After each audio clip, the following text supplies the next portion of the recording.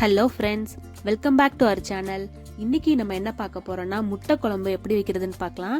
நார்மலாக வேக வச்சு முட்டை குழம்பு வைக்கிறத விட இந்த மாதிரி உடச்சி ஊற்றி முட்டை குழம்பு எப்படி வைக்கிறதுன்னு வாங்க பார்க்கலாம். நான் எப்படி செய்வேனோ அதை உங்களுக்கும் காட்டுறேன். வாங்க வீடியோக்குள்ளே போகலாம். ஃபஸ்ட்டு ஒரு கடாய் எடுத்துக்கோங்க. அதில் ஆயில் ஒரு 6லேருந்து 7 ஸ்பூன் அளவுக்கு ஆட் பண்ணிக்கோங்க.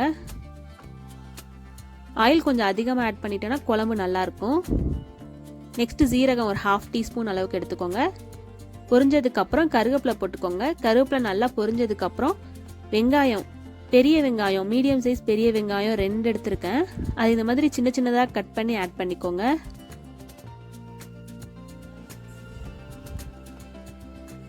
அதுவும் எண்ணெயிலே நல்லா வதக்கி விட்டுக்கோங்க.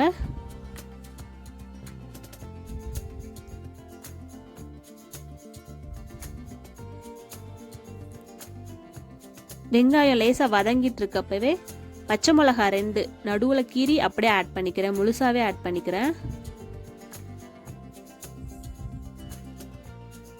நெக்ஸ்ட் இதில் இஞ்சி பூண்டு பேஸ்ட் ஆட் பண்ணிக்கலாம். 1 டேபிள் ஸ்பூன் அளவுக்கு இஞ்சி பூண்டு பேஸ்ட் ஆட் பண்ணிக்கோங்க. நான் ஏற்கனவே சொன்ன மாதிரி இஞ்சி பூண்டு பேஸ்ட் அரைக்கும் போது இஞ்சி அளவை விட பூண்டு கொஞ்சம் எக்ஸ்ட்ராவாக வச்சு அரைச்சி பாருங்க, ரொம்ப நல்லாயிருக்கும். இஞ்சி பூண்டு பச்சை வாசனை போகிற வரைக்கும் எண்ணெயிலே நல்லா வதக்கி விட்டுக்கலாம். இப்போ தக்காளி 2 தக்காளி, நல்லா பழுத்த தக்காளி இந்த மாதிரி கட் பண்ணி ஆட் பண்ணிக்கோங்க.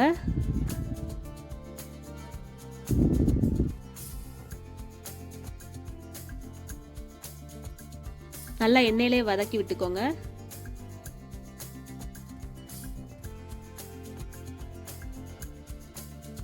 இப்போ இது கூட தேவையான சால்ட் ஆட் பண்ணிக்கலாம். ஒரு 2 டேபிள் ஸ்பூன் அளவுக்கு உப்பு ஆட் பண்ணிக்கோங்க. இது குழம்புக்கு எல்லாத்துக்கும் சேர்த்தே இந்த டைமில் ஆட் பண்ணிக்கிறேன்.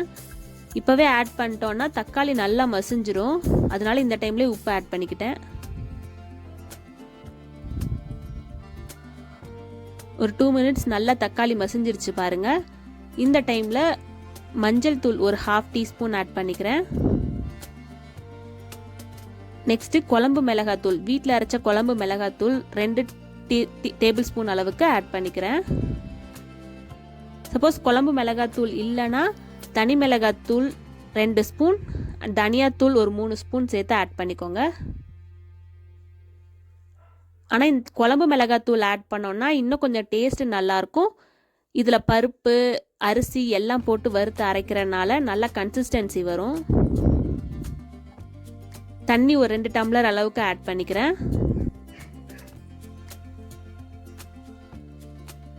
நல்லா மூடி வச்சு ஒரு 5 நிமிஷத்துக்கு நல்லா கொதிக்க விட்டுறலாம். அப்பதான் அந்த மசாலாவோட பச்சை வாசனை எல்லாமே போகும். ஒரு 5 to 7 மினிட்ஸ் கழிச்சு பார்க்கலாம். இப்போ பாருங்க, அது பச்சை வாசனை எல்லாமே போயிடுச்சு. அந்த மேலே எண்ணெய் பிரிஞ்சு வந்துருச்சு பாருங்க. இந்த டைம்ல நம்ம முட்டை உடைச்சு உள்ள ஊத்திடலாம். முட்டை ரொம்ப கேர்ஃபுல்லா உடைச்சு கிட்ட வச்சு ஊத்துங்க. அந்த மஞ்சக்கரு உடைஞ்சிடாம பாத்துக்கோங்க. இந்த மாதிரி 1 by 1 எல்லா முட்டையும் உடைச்சிடலாம். சப்போஸ் இந்த மாதிரி டைரக்டா உடைச்சு ஊத்த முடியல அப்படின்னா குழிக்கரண்டிய நடுவில் வச்சுக்கோங்க. குழம்புலையே அந்த கரண்டி மேலேயே உடைச்சு ஊத்திடுங்க. கொஞ்ச நேரம் கழிச்சு அப்படியே டர்ன் பண்ணி விட்டிங்கன்னா அந்த மஞ்சக்கரு உடையாம அப்படியே இருக்கும். முட்டை உடைச்சு ஊத்துனதுக்கு அப்புறம் கரண்டி விட்டு எதுவுமே கிண்ட வேண்டாம், அப்படியே விட்டுருங்க. ஒரு 5 மினிட்ஸ் டிஸ்டர்ப் பண்ணாம விட்டோம்னா நல்லா வெந்துடும்.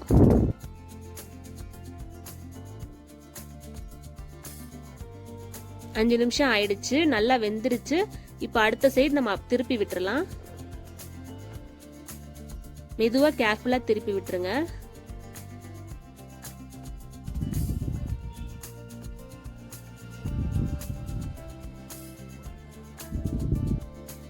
அவ்வளவுதான். இன்னி 2 மினிட்ஸ் இந்த சைடு வெந்துருச்சுன்னா உடைச்சு ஊத்துன முட்டை குழம்பு ரெடி ஆயிடுச்சு.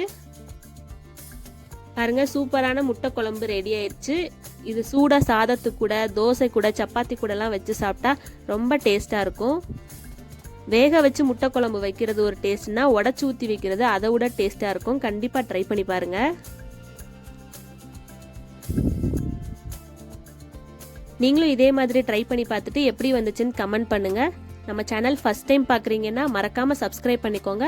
பக்கத்தில் இருக்க பெல் ஐக்கானு கிளிக் பண்ணிக்கோங்க.